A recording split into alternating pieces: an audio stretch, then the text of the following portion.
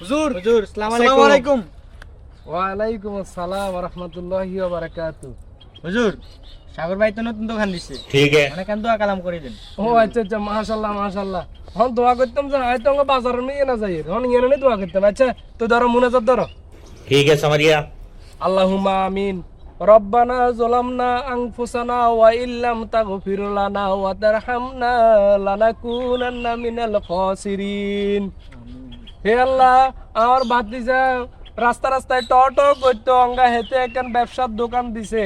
আল্লাহ তুই হেতার ব্যবসাটারে বরকত বাড়াইয়া দাও, হেতার পরিবারের সবাইকে সুস্থ করে দাও।